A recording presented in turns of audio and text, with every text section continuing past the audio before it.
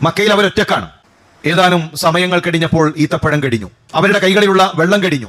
കുഞ്ഞ് പാല് കുടിക്കുന്ന പ്രായമാണ്. വിശപ്പ് സഹിക്കാൻ കഴിയാതെ കൊച്ചു ഇസ്മായിൽ കരയുന്നുണ്ട്. ഉമ്മ ആ കുഞ്ഞിനെ നിലത്ത് കിടത്തി വെള്ളം തേടി അലയുകയാണ്. എവിടേക്കാണ് ഓടേണ്ടത് എന്നറിയില്ല, എവിടെ ചെന്നാൽ വെള്ളം കിട്ടുമെന്നറിയില്ല. സൊഫയുടെ മുകളിലേക്ക് കയറി നോക്കുന്നു.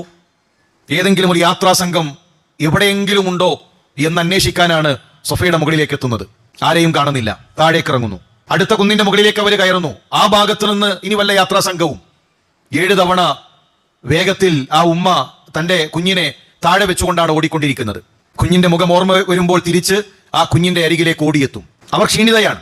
അങ്ങേയറ്റത്തെ ചൂട് അവരുടെ ശരീരത്തിൽ ഏൽക്കുന്നുണ്ട്. ആകാശത്തിനും ചൂടാണ്, അവരോടുന്ന മണ്ണിനും ചൂടാണ്. അപ്പോഴാണ് ആ കുഞ്ഞിന്റെ അരികിൽ നിന്ന് ഒരു ശബ്ദം കേൾക്കുന്നത്. ആ ഉമ്മ ഓടി ആ കുഞ്ഞിന്റെ അരികിലേക്ക് എത്തുന്നു. കൊച്ചു ഇസ്മായിലിന്റെ അരികിൽ നിന്ന് ഒരു നീരുറവ പുറപ്പെട്ടിരിക്കുന്നു. ഏതൊരു റബ്ബിലാണോ വരമേൽപ്പിച്ചത്, ആ റബ്ബ് കൈയൊടിഞ്ഞിട്ടില്ല. അല്ലാഹു തആല ജിബ്രീൽ അലൈഹിസ്സലാമിനെ പറഞ്ഞയച്ചു.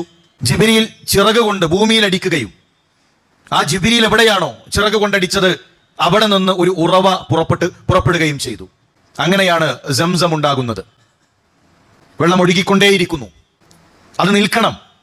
ആ ഉമ്മ പറഞ്ഞു സം അടങ്ങ്, മതി എന്ന അർത്ഥത്തിൽ ആ ഉമ്മ പറഞ്ഞു. അങ്ങനെയാണ് സംസം എന്ന പേര് ആ ബറക്കത്തുള്ള വെള്ളത്തിന് ലഭിക്കുന്നത്.